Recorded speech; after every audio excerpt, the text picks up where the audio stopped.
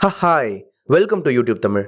இன்னைக்கு நம்ம பார்க்க போறது ரொம்பவே இம்பார்ட்டன்டான ஒரு வீடியோ. அதுதான் பாகிஸ்தானுடைய 3 முக்கியமான டெரர் கேம்ப் மேல இந்தியா நடத்தின செகண்ட் சர்ஜிக்கல் ஸ்ட்ரைக். இந்த தாக்குதல் வரலாற்று முக்கியத்துவம் வாய்ந்த தாக்குதலாகவும் கருதப்படுது. 14th February 2019 இந்த நாள் இந்தியாவுடைய கருப்பு தினமா தான் பார்க்கப்படுது. இந்த தேதியில தான் புல்வாமா அப்படின்ற இடத்துல ஜெய்ஷ்-இ முகமது அப்படின்ற டெரரிஸ்ட் அமைப்புடைய சூசைட் பாம்பர் 40க்கும் மேற்பட்ட இந்திய ராணுவ வீரர்கள் போயிட்டு இருந்த பஸ் அட்டாக் பண்ணி அவங்க இறக்கிறதுக்கு காரணமா இருந்தாங்க. இதை பார்த்து நாடே கொந்தளிச்சு போயிருந்த நிலைமையில பாகிஸ்தான் எங்களுக்கு இதுக்கு சம்பந்தம் இல்லைன்னு சொல்லிட்டாங்க. உலக நாடுகளே பாகிஸ்தானுக்கு எதிராக திரும்பி இந்தியா பதில் தாக்குதல் நடத்தலாம்னு உலக நாடுகள் பெர்மிஷன் கொடுத்தாங்க. இந்தியா தாக்குதல் நடத்தினா பதில் தாக்குதல் நடத்துவோம்னு பாகிஸ்தான் பிரைம் மினிஸ்டர் இம்ரான் கான் சொன்னது எல்லையில மேலும் பதற்றத்தை உண்டாக்கிச்சு. இதனால இந்தியா போர் ஒத்திகையும் விமானப்படைக்கான ஒத்திகையும் பார்க்க ஆரம்பிச்சாங்க. கடந்த 5-6 நாட்களா இந்திய விமானப்படை தாக்குதல் நடத்துறதுக்கு ஒத்திகை பார்த்துட்டு இருந்த நிலையில 2019 பிப்ரவரி 26ஆம் தேதி பாகிஸ்தானுடைய 3 டெரர் கேம்ப்ல இந்தியன் ஏர்போர்ஸ் தாக்குதல் நடத்தினாங்க.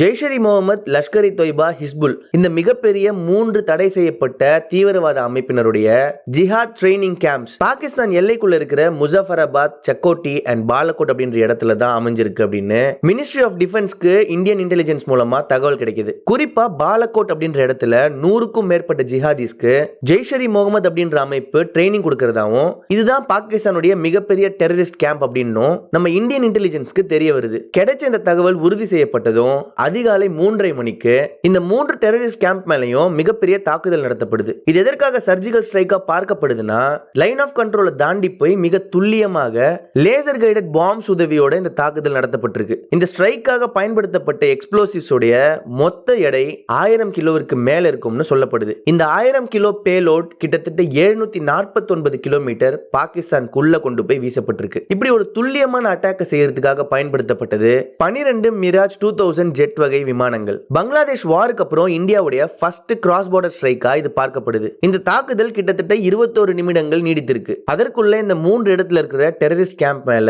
துல்லியமான தாக்குதல் நடத்தப்பட்டு இந்தியன் ஏர்போர்ஸ் உடைய விமானங்கள் சேஃபா ரிட்டர்ன் ஆயிடுச்சு. பாலகோட், முசஃபராபாத் அண்ட் சக்கோட்டி உள்ளிட்ட இடங்கள்ல இருந்த டெரரிஸ்ட் கேம்ப் அடர்ந்த காட்டுப்பகுதியில் இருந்ததுனால பொதுமக்களுடைய உயிருக்கு எந்த பாதிப்பும் இல்லைன்னு இதுல கொல்லப்பட்டது வெறும் தீவிரவாத அமைப்பினர் தான் இந்தியா சொல்லியிருக்கு. ஆனா பாகிஸ்தான் தரப்புல சொல்றது என்னன்னு பார்த்தோம்னா லைன் ஆஃப் கண்ட்ரோலை தாண்டி பாகிஸ்தானுக்குள்ள வந்து இந்தியன் ஏர்போர்ஸ் தாக்குதல் நடத்தினது உண்மைதானோ, ஆனா இந்தியா சொல்வது மாதிரி உயிர் சேதம் எதுவும் ஏற்படலன்னு தெரிவிச்சிருந்தாங்க. இந்த தாக்குதலுடைய அடுத்த கட்ட நடவடிக்கையா என்ன செய்யலாம்னு முடிவு செய்ய பாகிஸ்தானுடைய உயர்மட்ட அதிகாரிகள் குழு ஒரு எமர்ஜென்சி மீட்டிங் அரேஞ்ச் பண்ணியிருக்காங்க. இந்த தாக்குதல் குறித்த அறிக்கையை மினிஸ்ட்ரி ஆஃப் எக்ஸ்டர்னல் அஃபேர்ஸ் உடைய ஃபாரின் செக்ரட்டரி விஜய் கோக்லே இன்னைக்கு பிரஸ் மீட்ல வெளியிட்டு இருந்தாரு. இவர் ரிப்போர்ட்டர்ஸ் உடைய எந்த கேள்விக்குமே பதில் சொல்லல. இவருடைய அறிக்கையில அவர் சொன்னது என்னன்னு பார்த்தோம்னா பாலகோட் உள்ளிட்ட இடத்துல டெரரிஸ்ட் கேம்ப் இருக்கிறதா ஏற்கனவே பாகிஸ்தானுக்கு பலமுறை தகவல் சொல்லப்பட்டிருக்கு. ஆனா இதை பாகிஸ்தான் மறுத்தது மட்டும் இல்லாம அந்த டெரரிஸ்ட் கேம்ப் மேல எந்த நடவடிக்கையும் எடுக்கல. 100க்கும் மேற்பட்ட ஜெய்ஷ்-இ முகமது ஜிஹாதிஸ் இங்க ட்ரெயின் பண்ணப்படுறது